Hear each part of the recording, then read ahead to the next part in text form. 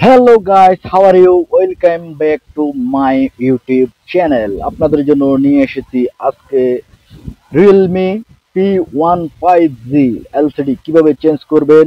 দেখতে থাকুন আমার ভিডিওতে।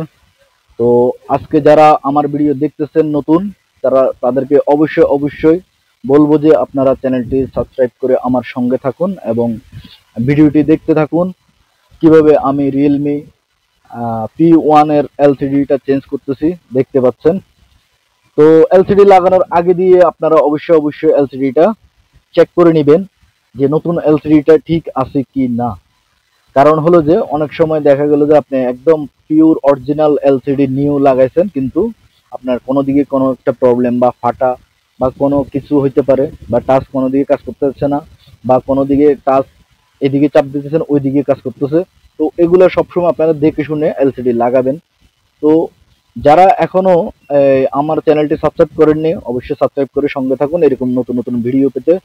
তো আমি দুবাই থেকে সাইফুল ইসলাম সাইফ। আমার চ্যানেল হচ্ছে যে মনের মানুষ রিক্তা। তো আমার ইউটিউব চ্যানেল থেকে যারা দেখতেছেন তারা অবশ্যই আমার এই চ্যানেলটা সাবস্ক্রাইব করবেন, এবং যারা ফেসবুক প্ল্যাটফর্ম থেকে দেখতেছেন তারা অবশ্যই ফলো দিয়ে সঙ্গে থাকবেন। তো আলহামদুলিল্লাহ আমি কাজটা শুরু করে দিয়েছি, দেখতে পাচ্ছেন। কাজটা শুরু করার আগে দিয়ে আমি এটা চেক করে নিচ্ছি। তো এইটা হচ্ছে যে ওএলইডি এলসিডি, ওএলইডি ডিসপ্লে। এটা হচ্ছে যে ফিঙ্গারপ্রিন্ট সহ, এটা ফিঙ্গারপ্রিন্ট কাজ করবে। আর কতগুলো আছে টিএফটি ডিসপ্লে, ইনসেল যাকে বলে, ওগুলা কাজ করবে না। মানে হচ্ছে যে ওইটার ভিতরে কোনো ছিদ্র নাই, আর এটার ভিতরে হচ্ছে যে ছিদ্র আছে। এটা ফিঙ্গারপ্রিন্ট সহ ফিঙ্গারপ্রিন্ট কাজ করবে। তো আমি প্রথমত গ্লু লাগিয়ে নিচ্ছি। গ্লুটা একদম বরাবর করে সাইড করে লাগিয়ে নিচ্ছি, দেখতে পাচ্ছেন। এবং কি খেয়াল রাখতে হবে আপনাদের গ্লু লাগানোর সময় যেন সেন্সরের উপরে যেন না পড়ে।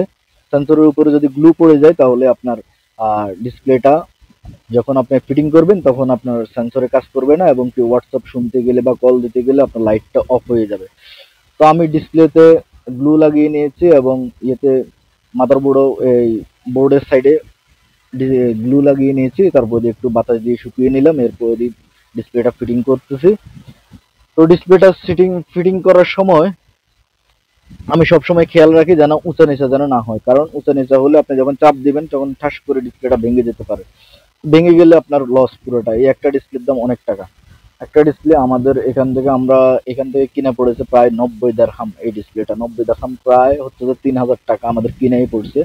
কাস্টমার থেকে এটা ডিসপ্লে আমরা নিয়েছি 120 দিরহাম। 120 দিরহাম হইলে তাহলে আমাদের মাত্র 30 দিরহাম লাভ হয়েছে। 30 দিরহাম মানে বাংলা টাকায় 1000 টাকার মতো লাভ হয়েছে এটা ফিটিং করে।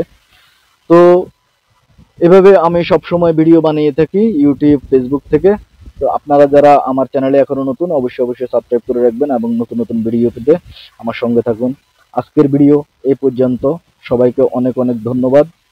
তো আমার ভিডিওতে অনেক ভুল ভ্রান্তি থাকতে পারে, সবাই ভুলের দিকে না তাকিয়ে, আমি অবশ্যই ভয়েস দেওয়ার সময় অনেক সময় দেখা যাচ্ছে ভুল ভ্রান্তি হতে পারে। যদি কোনো কিছু জানার ইচ্ছা থাকে তাহলে আমাকে অবশ্যই আমাকে কমেন্ট করে জানাবেন যে ভিডিওগুলো কেমন হচ্ছে বা ভয়েসটা ক্লিয়ার হচ্ছে কিনা।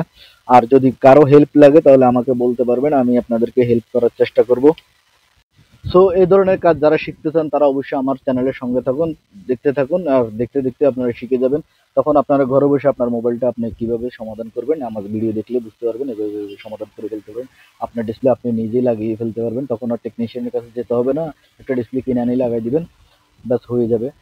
তো দেখতে পাচ্ছেন এইভাবে লাগানোর পরে দিয়ে সুন্দর করে গ্লু টু লাগানোর পরে রাবারটা আমি কিভাবে লাগিয়ে দিচ্ছি, দেখতে পাচ্ছেন।